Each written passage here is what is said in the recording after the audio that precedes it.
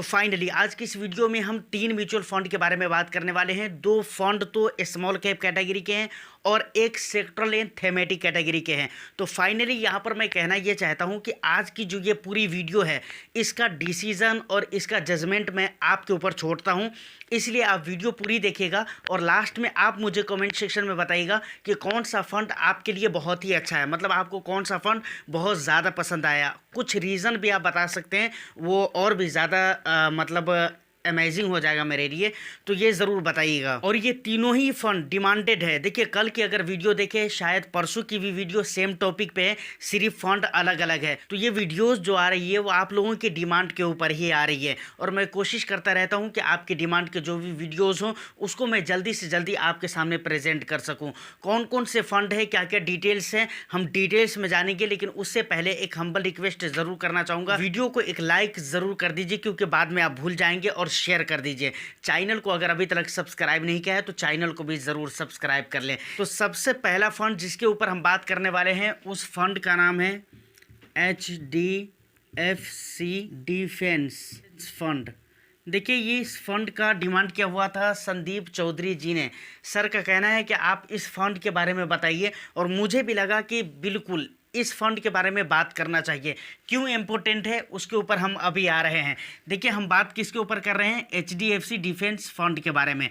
देखिए आपको पता होना चाहिए, या अगर आपको पता है तो अच्छी बात है, नहीं पता है तो मैं बता देता हूं कि ये फंड को अभी लॉन्च होते हुए साल भर भी नहीं हुए हैं। मतलब इस फंड के अगर एज की बात करें तो 1 ईयर भी कंप्लीट नहीं हुए हैं। बहुत ही नया फंड है, 4 महीने 6 महीने ऐसा कुछ टाइम पीरियड हुआ है, समझ रहे कि नहीं।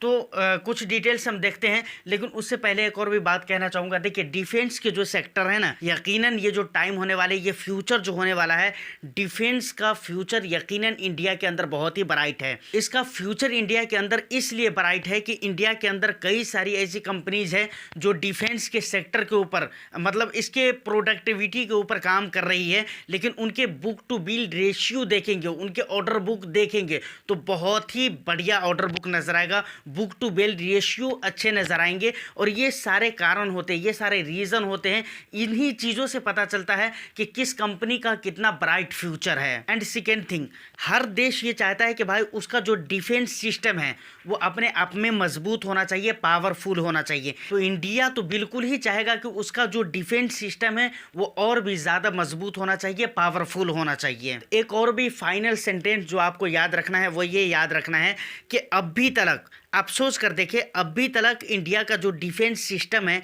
जितनी तरक्की कर गई है या जितना ज़्यादा आगे की तरफ बढ़ चुका है, क्या आपको लगता है कि इंडिया के लिए वो काफ़ी है? यकीनन आपका जवाब होगा कि नहीं, वो काफ़ी नहीं है इंडिया के लिए। सेम इसी बात को याद रखिए, अगर वो काफ़ी नहीं है तो इसका मतलब है कि डिफेंस का जो सेक्टर है उसका फ्यूचर इंडिया के अंदर बहुत ही ब्राइट होने वाला है। अब ज़रा इस फंड के डिटेल्स के बारे में मैं बात करता हूँ, उसके बाद एक बात मैं डिटेल्स के बाद मैं बोलना चाहूँगा इस फंड को लेकर। सबसे पहले अगर इसके AUM की बात की जाए तो 2248 CRs का AUM है, करोड़ का AUM है। एसेट एलोकेशन की अगर बात की जाए तो इक्विटी में, यानी इक्विटी डेट और अदर जगहों पे कितने इन्वेस्टमेंट कर रहे हैं, तो इस फंड का फंड मैनेजर 92.3% इक्विटी में निवेश कर रहे हैं, डेट में इसका कोई निवेश नहीं है। उसके बाद कैश में इन्होंने अपने पास 7.7% रखे हुए हैं कैश के रूप में। मार्केट कैप वेटेज की अगर बात की जाए, यानी large cap, mid cap, small cap में कितने इन्वेस्टमेंट किए जा रहे हैं, तो 45.62% लार्ज कैप स्टॉक्स में निवेश किया जा रहा है। जबकि सेम कैटेगरी के जो दूसरे फंड्स हैं, यानी सेक्टरल एंड थेमेटिक कैटेगरी के जो दूसरे फंड्स हैं, वो अपने AUM का 56.56% लार्ज कैप स्टॉक्स में निवेश कर रहे हैं।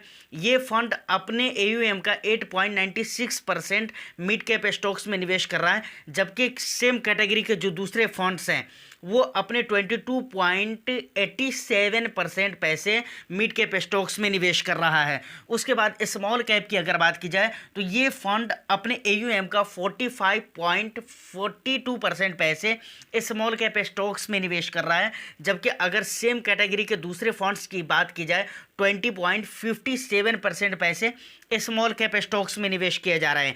यहाँ पर ध्यान देने वाली बात है कि ये सेक्टरल एंड थेमेटिक कैटेगरी के फंड ज़रूर है।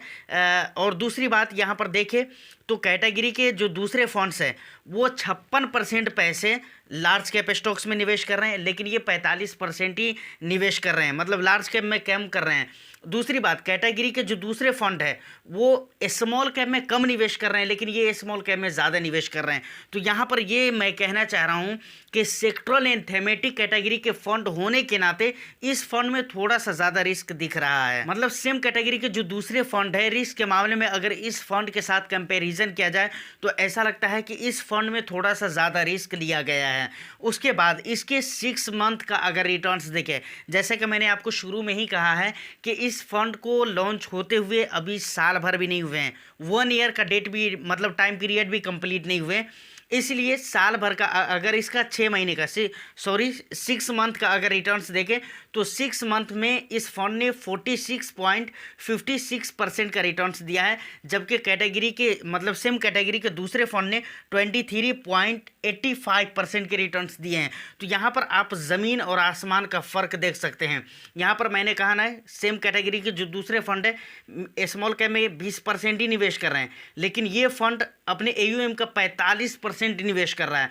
तो इसका पूरा असर यहाँ पर देखने को मिल रहा है। यहाँ पर देखिए रिटर्न्स में, मतलब 6 महीने में इसने 46% का रिटर्न्स दिया, लेकिन सेम कैटेगरी के दूसरे फंड ने कितने परसेंट का रिटर्न्स दिया है? सिर्फ 23% का रिटर्न्स दिया, 23.85% का रिटर्न्स दिया है। तो मतलब इसका पूरा असर देखने को मिल रहा है मार्केट के वेटेज का। तो इसके रिटर्न्स के हिसाब से अगर कैलकुलेशन किया जाए तो यहाँ पर आप देख सकते हैं, मैंने लिख कर रखा हुआ है कि 6 महीने पहले, कितने महीने? 6 महीने पहले अगर आपने 1 लाख रुपये का निवेश किया होता बैंक में, मतलब बैंक में आपने 1 लाख रुपया डाला होता, तो आज की डेट में वो पैसे कितने हो गए होते? 1.03 लाख हो गए होते।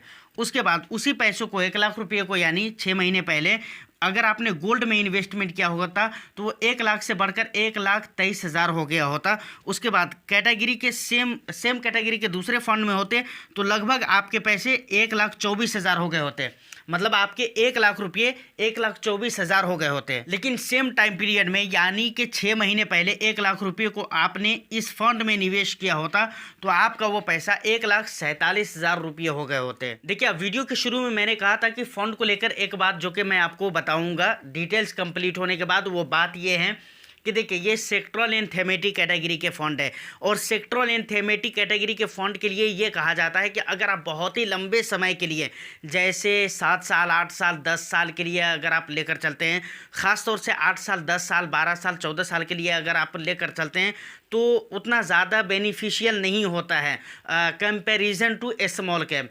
लेकिन सेक्टरल एंड थेमेटिक कैटेगरी में डिफेंस का एक ऐसा सेक्टर है जिसके बारे में मैं सोचता हूं तो मुझे लगता है कि इस सेक्टर के जो भी फंड हैं, इस सेक्टर या इस थीम पर काम करने वाले जो भी फंड है, मुझे लगता है कि उसमें आप 8 साल 10 साल के लिए भी ले जाएं तो भी चल सकता है, क्योंकि लगता है कि इतने दिनों तक इसका फ्यूचर, बल्कि आगे भी फ्यूचर है, लेकिन ख़ास तौर से ये जो आने वाले 8-10 साल है ना, उसमें कुछ ज़्यादा ही ब्राइट नज़र आते हैं इसके फ्यूचर।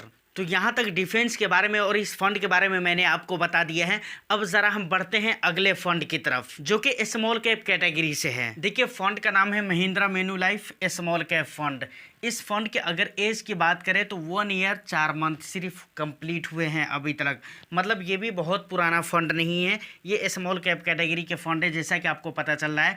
AUM की बात करें तो बहुत बड़ा AUM नहीं है, 3,557 करोड़ का AUM है। एसेट एलोकेशन की बात की जाए तो इक्विटी में 92.83% पैसे निवेश कर रहे हैं, 0% पैसे डेट में निवेश हो रहे हैं। कैश के तौर पे इन्होंने जो रखा हुआ है 7.17% पैसे। उसके बाद मार्केट कैप वेटेज की अगर बात की जाए तो लार्ज कैप में 15.12% पैसे निवेश किए जा रहे हैं, जबकि सेम कैटेगरी के जो दूसरे फंड्स हैं वो अपने 6.44% पैसे निवेश कर रहे हैं। तो आप देख सकते हैं लार्ज कैप में ये फंड अपने बहुत ज़्यादा पैसे निवेश कर रहे हैं, 15% तक के निवेश कर रहे हैं। मिड कैप में 6.11% निवेश कर रहे हैं, जबकि सेम कैटेगरी के जो दूसरे फंड्स हैं वो अपने AUM के 13.04% पैसे निवेश कर रहे हैं। स्मॉल कैप में ये फंड 78.77% पैसे निवेश कर रहे हैं, जबकि सेम कैटेगरी के जो दूसरे फंड्स हैं वो 80% पैसे निवेश कर रहे हैं, 52% पैसे। यहाँ पर अगर इस रिजल्ट के बुनियाद पर देखा जाए तो ऐसा लगता है कि भाई ये फंड के जो फंड मैनेजर है बचा बचा कर कम रिस्क लेते हुए बेस्ट रिटर्न्स गेन करने की कोशिश कर रहे हैं, क्योंकि स्मॉल कैप कैटेगरी के फंड है तो रिटर्न्स भी इनको अच्छे खासे बना कर देना है। मतलब इतना तो बनाना ही है एटलीस्ट कि ये अपने कैटेगरी में मतलब गिनती में आ सके। समझ रहे हैं कि नहीं बात, वरना फंड मैनेजर के इमेज के ऊपर भी बात आती है। अब मेरे हिसाब किताब से इस फंड में निवेश करना चाहिए या नहीं करना चाहिए। एक और भी फंड है जो स्मॉल कैप कैटेगरी का है, उसका भी डिटेल्स मैं आपके सामने रखता हूं। उसके बाद उस फंड और इस फंड दोनों फंड के बारे में मैं बात करूंगा कि मैं अपने अकॉर्डिंग कि इसमें निवेश करना चाहिए या नहीं करना चाहिए। इस फंड को लेकर इस वीडियो का जो ये टॉपिक है ना, इसका सजेशन असल में विमल मौर्कर जी की तरफ से किया गया था, तो हम इसीलिए इस फंड के ऊपर बात कर रहे हैं। चलिए अगले फंड के डिटेल्स के ऊपर हम बात कर लेते हैं, जो कि ओम प्रकाश जी की तरफ से सजेस्ट किया गया है। देखिए इस फंड का नाम है एडिलवाइसेस स्मॉल कैप फंड। अगर फंड एज की बात की जाए तो 5 ईयर्स कंप्लीट हो चुके हैं, 5 ईयर्स 2 मंथ इसके कंप्लीट हो चुके हैं। AUM की बात करें तो इसका भी बहुत बड़ा AUM नहीं है, 3135 करोड़ का AUM है। एसेट एलोकेशन की अगर बात की जाए तो 98.05% इक्विटी में निवेश किए जा रहे हैं। डेट में 1.93 यानी लगभग आप 2% मान सकते हैं कि डेट में निवेश किया जा रहा है।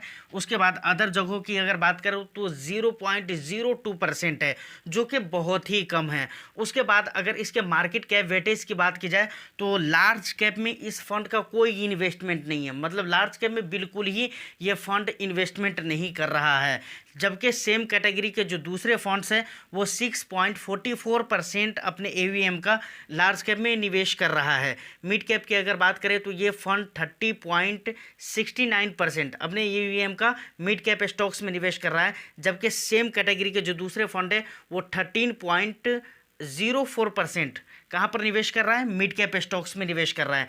स्मॉल कैप की अगर बात करें तो ये फंड अपने AUM का 69.31% पैसे कहाँ पर निवेश कर रहा है, स्मॉल कैप स्टॉक्स में निवेश कर रहा है, जबकि सेम कैटेगरी के जो दूसरे फंड्स हैं वो 80.52% पैसे निवेश कर रहे हैं स्मॉल कैप स्टॉक्स में। देखिए अब मैंने आपको कहा था महिंद्रा मैन्युलाइफ स्मॉल कैप को लेकर और एडिलवाइसेस स्मॉल कैप के बारे में कि इसका भी डिटेल्स मैं आपको बता देता हूँ, तब मैं इस पर बात करूँगा कि इसमें इन्वेस्टमेंट करना चाहिए या नहीं करना चाहिए, कैसा फंड है। देखिए फंड यकीनन एक बात होता है, म्यूचुअल फंड में आप बहुत मेहनत करेंगे ना तब जाकर एक ख़राब फंड आप तलाश कर सकते हैं जी, नहीं तो फंड हर अच्छे फंड होते हैं, बस लोगों की ज़रूरत के साथ वो मैच करना चाहिए। फंड सब अच्छे होते हैं, अगर कोई आपकी ज़रूरतों के साथ, आपके मकसद, आपके रिस्क एपिटाइट के साथ मैच नहीं हो रहा है, इसका ये मतलब नहीं कि वो फंड अच्छा नहीं है या उस फंड को हम बुरा बोलेंगे, बुरा नहीं बोल सकते हैं। वो अलग बात है कि आपके रिस्क एपिटाइट के साथ मैच नहीं हो रहा है। तो फंड दोनों बहुत ही अच्छे हैं, मैं कहना ये चाह रहा हूँ। अब बात रही कि बहुत ज़्यादा एज नहीं हुए हैं इन फंड्स के, जबकि एडिलवाइसेस स्मॉल कैप के केस में अगर देखा जाए तो इसके 5 ईयर्स कंप्लीट हो चुके हैं। तो इस टाइम पीरियड के हिसाब से ये AUM का जो साइज़ है ये थोड़ा और भी बड़ा होना चाहिए, जो नहीं है। खैर कोई दिक्कत वाली बात नहीं, इसका ये मतलब नहीं कि ये फंड बुरा है, लेकिन यहाँ पर इन्वेस्टमेंट अगर करने की बात है तो मैं अपने अकॉर्डिंग बोल रहा हूँ, मैं अपने हिसाब किताब से बोल रहा हूँ कि मुझे लगता है कि अगर आपको बहुत ही लंबे समय के लिए, आई थिंक कि आपको 8 साल 10 साल 12 साल या इससे प्लस टाइम पीरियड के लिए इन्वेस्टमेंट करना है तो बिल्कुल ही दोनों ही फंड अपनी जगह पे ठीक ठाक है, क्योंकि ये इक्विटी है और वो भी स्मॉल कैप कैटेगरी के फंड है। तो यहाँ पर 1 साल 2 साल 2.5 साल 3 साल के लिए इन्वेस्टमेंट करना मुझे नहीं लगता है कि कहीं से अच्छा कहा जा सकता है इसको, और कहीं से भी इसको अच्छा समझा जा सकता है। तो यहाँ पर अगर आपको इन्वेस्टमेंट करना है तो लॉन्ग ड्यूरेशन के लिए करना चाहिए। प्लस अभी हमने 2-3 ही पॉइंट के ऊपर बात किए हैं। अगर आपको बाय द वे इन्वेस्टमेंट करना है तो आपकी अपनी पूरी रिसर्च होना चाहिए, जिस पे डीप रिसर्च आपकी होनी चाहिए। आप खुद से रिसर्च कीजिए, अगर आपको लगता है कि हाँ ये आपके रिस्क एपिटाइट के साथ बिल्कुल मैच है तो आप इस फंड में इन्वेस्टमेंट करिए, अदरवाइज सिर्फ इस वीडियो को देखने के बाद इन्वेस्टमेंट मत करिए, क्योंकि इस वीडियो में पूरी डिटेल्स के ऊपर भी तो हमने बात नहीं की है ना, हमने 2-3-4 पॉइंट के ही ऊपर बात किए हैं जो कि इस फंड से रिलेटेड है। तो फिलहाल इस इन्वेस्टमेंट के तरीके को बस इन 2-3-4 पॉइंट की वजह से आपको ये 3 फंड में से कौन सा फंड ज़्यादा अच्छा लगा है आप मुझे कॉमेंट सेक्शन में बता सकते हैं, रीज़न भी बता सकते हैं कि क्यों अच्छा लगा है, ताकि ये कॉन्टेंट क्रिएटिंग में मुझे बहुत ज़्यादा हेल्प करता है और आपका जो ये वैल्यूबल फीडबैक होगा वो मुझे हेल्प कर सके। उम्मीद करता हूँ कि वीडियो आपको अच्छी लगी हो। वीडियो अगर अच्छी लगी है तो एक लाइक कर दीजिए, शेयर कर दीजिए। चैनल को अभी तक आपने सब्सक्राइब नहीं किया है तो चैनल को भी ज़रूर सब्सक्राइब कर लें। मैं फिर मिलता हूँ किसी नेक्स्ट एंड इंटरेस्टिंग वीडियो में। जब तक के लिए all the best. Thank you for watching.